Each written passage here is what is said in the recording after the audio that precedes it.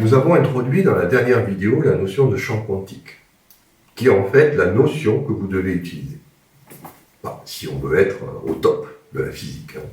C'est-à-dire que, évidemment, il y a des gens qui vont dire « Ouais, c'est vrai, c'est peut-être, mais pour une cellule, tout ça, on s'en fout. » Alors c'est ça qu'on va voir que non, on s'en fout pas.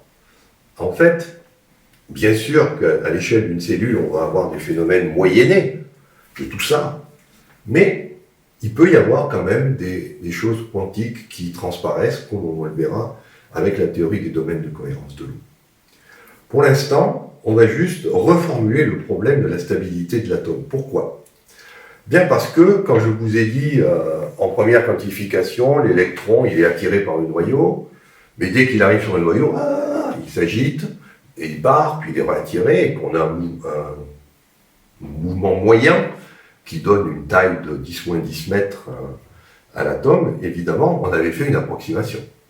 Pourquoi ? Parce qu'on avait utilisé la dualité en corpuscule. Le fait qu'on pouvait associer à une particule de masse m, une longueur d'onde, ça a donné le principe d'interdémination d'Heisenberg, et c'est ce principe qui permet, lorsque la masse devient confinée dans un trop petit volume, de sortir du volume de confinement, et puis de revenir, parce que l'attraction électrostatique est toujours là. Mais là, en seconde quantification, je vous ai dit, cette histoire d'onde, de principe d'interdémination disparaît. C'est-à-dire qu'on traite maintenant à égalité la matière et le rayonnement. C'est-à-dire que la lumière elle-même est granuleuse. Donc on ne peut plus simplement utiliser ce qu'on faisait en première quantification. Par contre, on a appris une chose, c'est que le vide est une substance en seconde quantification, et c'est même d'ailleurs la seule substance qui possède une réalité, comme l'affirme l'hindouisme. Donc là, on a ça qui est bien établi dans physique quantique de seconde quantification, et je vous rappelle donc ce qu'on a vu. Donc voilà l'image que vous devez avoir du vide. Pas un truc qui est vide, mais un truc, une espèce d'océan, où vous avez, alors je prends un langage classique, donc la couleur bleue évidemment rappelle l'eau de l'océan, puis vous voyez cet océan est agité par des vagues, et puis sur les vagues, il y a des petites zones blanches qui les cumulent, donc ces excitations sont virtuelles, et traduisent cette énergie du vide quantique qui est toujours disponible et qu'on peut quantifier donc par le produit de la constante de Planck par la vitesse de la lumière. C'est homogène à un flux électromagnétique, donc de force électromagnétique, un flux de force électromagnétique qui vient non pas de l'extérieur, comme quand on envoie une onde électromagnétique, mais qui vient de l'intérieur des choses.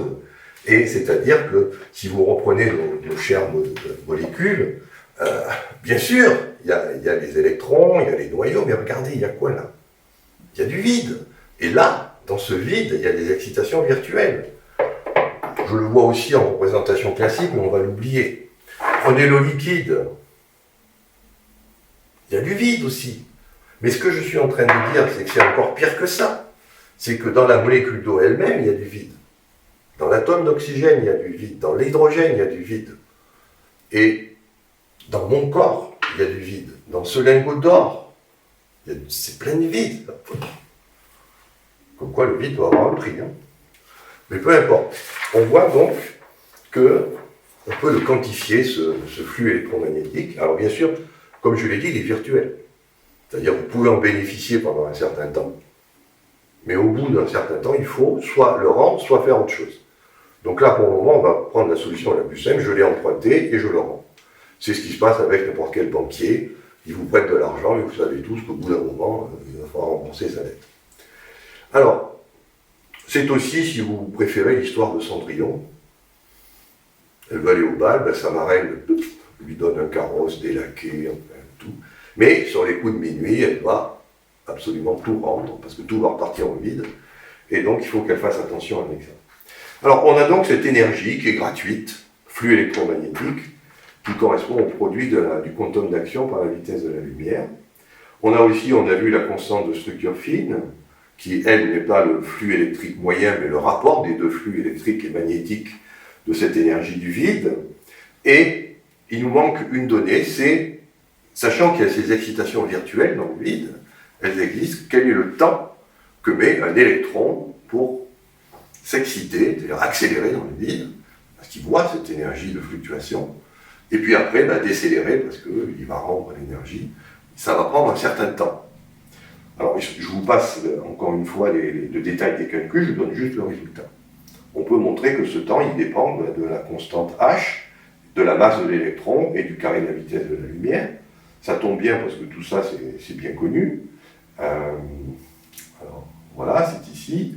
On voit donc le rapport entre le flux électrique et le flux magnétique du vide, le quantum d'action et la masse de l'électron est transformée en énergie suivant la relation E égale mc2, puisqu'on est, je vous rappelle, en physique relativiste, c'est la physique de la seconde quantification. Voilà, donc vous injectez les chiffres, et on va trouver donc que l'interaction de l'électron avec le vide, donc, c'est 6 yoctosecondes. 6 yoctosecondes, c'est-à-dire 10-24.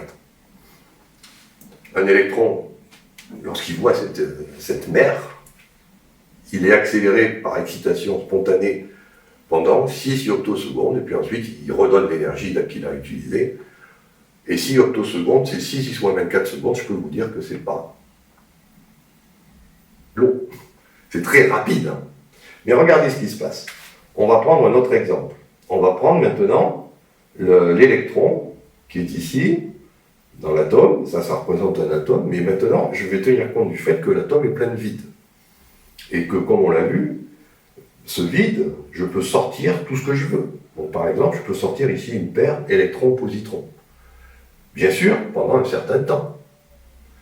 Vous voyez ce qui va se passer? C'est que j'envoie mon électron, il tombe sur le noyau.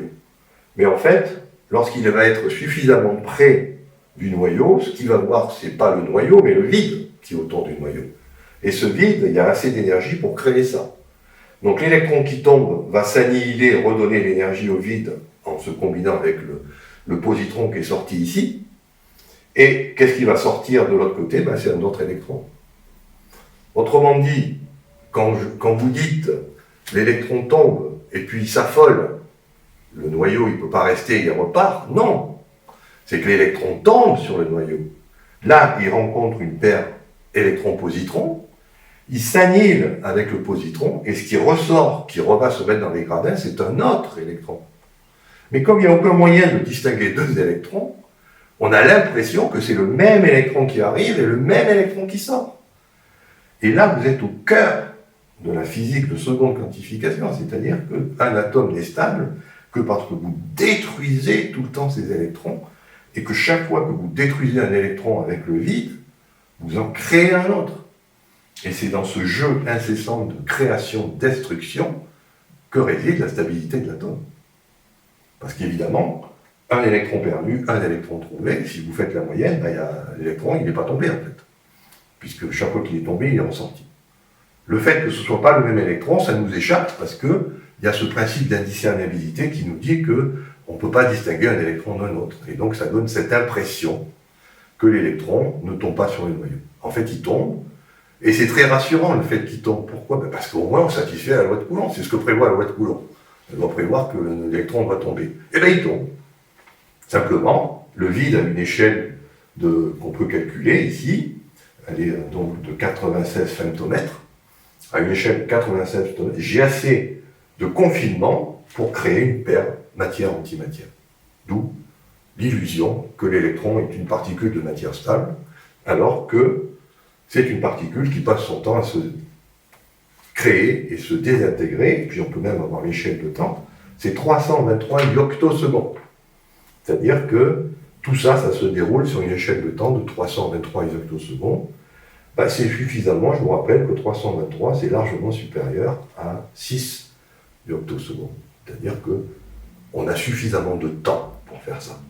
On a le temps de créer la paire électron-positron et on a le temps de faire l'annihilation par rapport au temps caractéristique d'interaction des électrons avec les vides qui sont beaucoup plus rapides.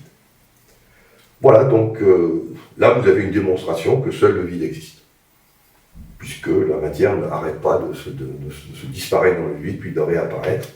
C'est donc bien le vide qui est à l'origine de toute matière, comme on pouvait s'en douter, puisque c'est ce que nous apprennent les enseignements des traditions orientales.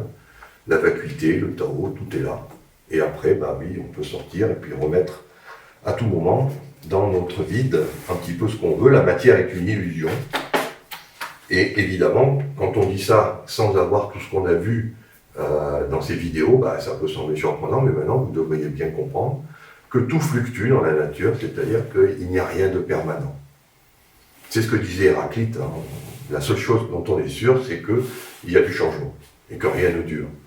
Et tout ce que vous devez faire, c'est simplement calculer les échelles de temps. Là, on vient de le faire. L'échelle de temps pour qu'un atome soit stable, c'est 323 yoctosecondes. C'est largement supérieur à la durée de vie d'un électron qui s'accélère par le vide. Et donc, on peut, comme ça, expliquer comment les atomes apparaissent stables alors qu'ils sont en permanence en train de se désintégrer et de se recréer toutes les 323 yoctosecondes. Donc voilà. Il nous reste maintenant à aborder la partie la plus intéressante. Là, c'était le background, ce qu'on avait besoin. On avait besoin de désintégrer la matière pour pouvoir aller maintenant retourner à l'eau et voir quelles vont être les conséquences de tout ça. Donc ça, on le verra dans une prochaine vidéo.